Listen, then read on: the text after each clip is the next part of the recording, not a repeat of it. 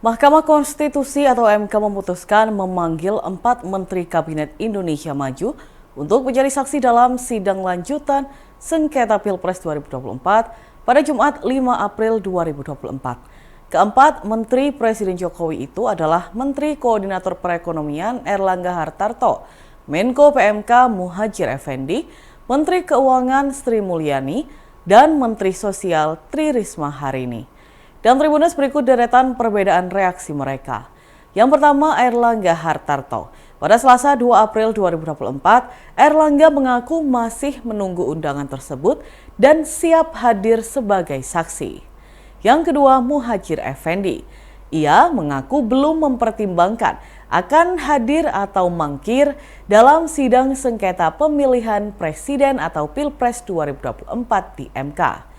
Pada Selasa 2 April, ia menyebut akan memutuskan setelah surat pemanggilan secara resmi ia terima.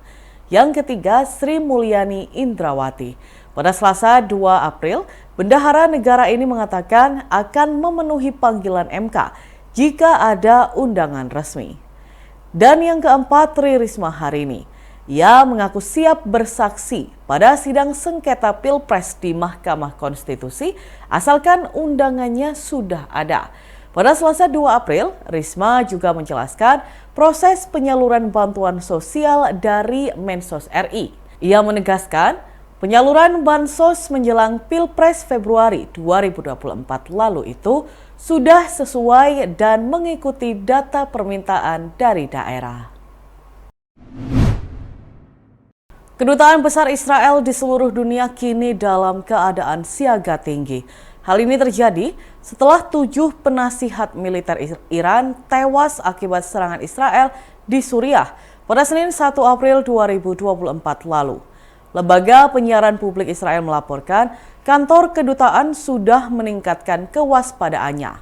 Langkah ini sebagai bentuk antisipasi terhadap kejadian yang tidak diinginkan di kantor kedutaan, termasuk kemungkinan teror, serangan, atau bentuk intimidasi terhadap diplomat Israel. Sebelumnya, Israel mendapat kecaman dari berbagai negara setelah menyerang gedung konsulat Iran di Suriah. Negara seperti Rusia, China, hingga Arab Saudi menilai tindakan Israel sudah melanggar kedaulatan negara lain. Adapun serangan itu menewaskan 2 jenderal Iran dan 5 perwira militer. Salah satu jenderal yang tewas yakni Mohammad Reza Zahedi, komandan pasukan Quds di Lebanon dan Suriah. Kematiannya mengundang amarah dari Iran dan militan Hizbullah. Mereka pun bersumpah akan balas dendam terhadap Israel hingga Zionis benar-benar menyesal. Raffi Ahmad membantah dirinya terlibat kasus pencucian uang PT Timah yang menyeret suami Sandra Dewi, Harvey Muiz. Kasus korupsi tersebut diketahui telah merugikan negara sekitar 271 triliun rupiah. Dalam postingan video terbarunya di akun Instagram @raffinagita1717, tampak dirinya didatangi sejumlah pihak kepolisian. Terlihat dalam video, sang istri Nagita Slavina histeris lantaran Raffi ditangkap polisi. Dalam narasinya di Instagram, Raffi Ahmad mengklarifikasi bahwa video yang beredar di media sosial merupakan konten prank dari Atta Halilintar pada 5 tahun silam. Lantaran video tersebut sudah beredar, ayah 2 anak itu mengimbau kepada pengikutnya di Instagram agar tidak mudah percaya video hoax terkait dirinya. Pasalnya, menurut Raffi, video yang beredar telah diedit pihak tidak bertanggung jawab dan dijadikan berita. Sebelumnya, pihak Kejaksaan Agung beberapa waktu lalu menyatakan telah mengantongi beberapa nama artis terkenal yang akan menyusul Harvey menjadi tersangka. Meski demikian, Kepala Pusat Penerangan Hukum Kejaksaan Agung, Ketut Sumedana, tidak membeberkan siapa nama-nama tersebut.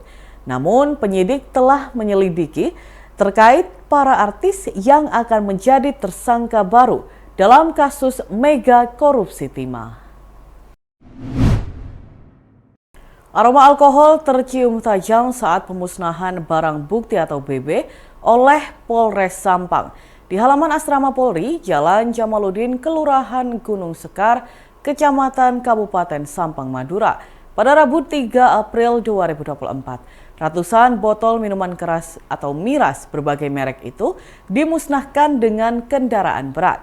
Tidak hanya itu, pihak kepolisian juga memusnahkan BB lainnya seperti membakar narkotika jenis sabu dan knalpot brong. Kapolres Sampang, AKBP Siswantoro mengatakan BB yang dimusnahkan kali ini merupakan hasil operasi Pekat Semeru 2024. Operasi dilakukan selama 14 hari, mulai dari 16 hingga 30 Maret 2024. Adapun rincian BB yang dimusnahkan, yaitu BB sabu sebanyak 5 poket dengan total berat 0,84 gram, miras 203 botol, dan knalpot brong 150 unit. BB berupa narkotika jenis sabu yang dilenyapkan sudah mendapatkan putusan dari Pengadilan Negeri Sampang. Menurutnya, ratusan botol miras diamankan dari pedagang di wilayah Kecamatan Sampang, terutama di kawasan Terminal Trunojoyo, Sampang. Dan Tribuners, berikut kita simak bersama wawancara dengan Kapolres Sampang AKBP Siswantoro. Selamat pagi rekan-rekan sekalian. Yang saya hormati Pak Kajari, Pak OPM, Pak Kasdim, Pak Kadisub dari Program Senkom, Pak Kasat PP dari BPBD, Pak Wakapolres, rekan-rekan media. Pagi ini kami akan melaksanakan press release terkait pemusnahan barang bukti yang sudah kita laksanakan. Ya. Barang bukti tersebut kita peroleh dari hasil kegiatan KRID, kemudian kegiatan operasi pekat yang kita laksanakan kemarin, kemudian dari BPBD seperti sabu itu sudah mendapat putusan dari pengadilan, kemudian kita musnahkan. Barang bukti dari knalpot brong yang mungkin meresahkan masyarakat itu sekitar 150 knalpot brong ya, yang sama-sama sudah kita lihat. Kemudian barang bukti sabu, ini ada 5 poket sabu, total beratnya 0,84 gram. Kemudian untuk barang bukti miras, 203 botol miras berbagai merek. Itu yang bisa saya sampaikan. Mungkin ada pertanyaan. Izin, dan untuk miras pengamanannya wilayah mana, Dan? Ya, mungkin miras kita ada penangkapan di daerah kota. Untuk titiknya, Dan? Terminal atau? Di sekitaran terminal. Ya, oke. Untuk tahun ini berarti angka kriminal turun lagi? Angka kriminalitas menurun dibandingkan dengan tahun 2023.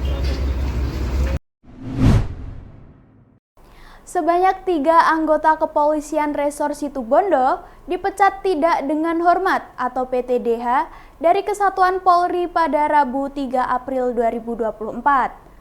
Mereka dipecat karena terlibat kasus penggunaan narkoba dan desersi atau tidak masuk kerja berturut-turut. 3 oknum polisi yang menerima sanksi tegas karena kasus narkoba itu, yakni Aibda NH dan Bribka S, sedangkan Bribka B dipecat karena tidak pernah masuk kerja tanpa alasan yang jelas. Upacara PTDH yang berlangsung di halaman Mapolres Situbondo ini dipimpin oleh Kapolres Situbondo, AKBP Dwi Sumrahadi Rakmanto. Pada saat pemecatan, baju dan seluruh atribut dinas Polri yang digunakan oknum polisi itu dilepas dan diganti dengan menggunakan baju batik. Kapolres Situbondo AKBP Dwi Sumrahadi Rakmanto mengatakan, pada upacara pagi tadi ada 3 orang anggota di PTDH. Menurutnya, 2 anggota itu di PTDH dikarenakan terlibat kasus narkoba dan putusan sidangnya di pengadilan sudah inkrah. Dengan adanya anggota yang PTDH, pihaknya berpesan untuk seluruh anggota lebih baik agar aparat kepolisian selaku penegak hukum yang seharusnya memberantas narkoba dan jangan terlibat di dalamnya. Dan Tribuners, berikut kita simak bersama wawancara dari Kapolres Situbondo, AKBP Dwi Sumrahadi Rakmanto. PTDH tadi pagi kita melaksanakan, ada 3 orang yang kita kita PTDH atau pemberhentian tidak dengan hormat 3 personel. Kasusnya apa kalau boleh tahu, Dan? 2 diantaranya yaitu kasus narkoba dan sudah inkrah putusan dari pengadilan. Yang satu? Kemudian yang satu lagi adalah kasus terkait dia disersi. Ada pesan mungkin bagi anggota lainnya, Komandan? Ya, ini pesan yang sangat keras bagi jajaran kepolisian untuk lebih baik lagi ke depannya. Jangan sampai sebagai aparat penegak kepolisian, aparat hukum yang penegak hukum, yaitu kepolisian yang seharusnya memberantas kasus narkoba, jangan sampai malah terlibat di dalamnya, apalagi sampai menjadi pengedar atau apalagi lebih-lebih sebagai bandar. Jadi ini sebagai warning keras kepada seluruh anggota untuk tidak bermain-main dengan permasalahan tersebut. Penyandang tunanetra cukup jarang menggunakan alat makan seperti sendok dan garpu. Mereka lebih mudah menggunakan tangan untuk mengenali makanan yang akan dikonsumsi. Melihat keterbatasan ini, mahasiswa tugas akhir program studi Desain Manajemen Produk Fakultas Industri Kreatif Universitas Surabaya, Alicia Seksionia Candana membuat produk set alat makan yang diberi nama Taktus. Inovasi ini bertujuan untuk mempermudah anak-anak disabilitas netra agar bisa makan dengan mandiri. Satu set produk Taktus terdiri dari piring, sendok, dan garpu. Uniknya, alat makan ini dilengkapi oleh huruf Braille yang berfungsi sebagai tanda alat makan dan jenis makanan. Taktus diproduksi dengan material kayu jati yang kokoh dan tahan lama. Piring Taktus memiliki diameter 20 cm dan tinggi 5 cm, sementara sendok dan garpunya memiliki panjang 12 cm dan tebal 2 cm. Pada sisi luar piring, terdapat huruf Braille sebagai penanda jenis makanan seperti lauk, sayur, nasi, dan buah, sehingga pengguna dapat mengetahui letak makanan tanpa harus menyentuhnya secara langsung. Mahasiswa lulusan SMA Stella Maris itu menyebut, pembuatan Taktus ini dimulai sejak dirinya menempuh semester 5. Proses dimulai dari pengembangan ide, brainstorming, sketsa, studi model, proses produksi, hingga branding produk. Seluruh proses itu membutuhkan total waktu sekitar 1 tahun, namun untuk pembuatan produknya sendiri membutuhkan waktu sekitar 2 bulan. Alicia berharap inovasi Taktus tak hanya dapat membantu anak-anak disabilitas netra di Indonesia dalam meningkatkan kemandirian aktivitas makan, namun juga dapat mengedukasi masyarakat Indonesia untuk menghilangkan pandangan buruk terhadap penyandang disabilitas netra. Sementara itu, Losita Aulia Azhara, siswa SLBA YPAB Surabaya mengaku tidak terbiasa memakai alat makan karena biasanya makan menggunakan tangan. Meskipun menjadi hal baru baginya, namun ia cukup senang bisa menemukan alat makan yang spesial baginya. Sedangkan Nur Nikmatus, ibu Losita mengaku butuh pembiasaan bagi tunanetra untuk menggunakan barang baru. Sehingga menurutnya, inovasi ini akan semakin tepat digunakan untuk anak-anak sedini mungkin. Dan Tribuners, berikut kita simak bersama wawancara dari mahasiswa Universitas Surabaya, Alicia Seksionia Candana. Alicia yang menginspirasi akhirnya bikin alat makan buat teman-teman tunanetra ini seperti apa nih? Karena kan sekarang banyak ini ya, penyandang disabilitas netra. Terus mereka itu juga kayak kesusahan gitu loh dalam melakukan aktivitas sehari-hari, khususnya itu makan. Maka dari itu mau bikin alat makan buat bantu tunanetra itu bisa makan secara mandiri sejak kecil. Kalau untuk nentuin desainnya sendiri ini gimana, Mbak?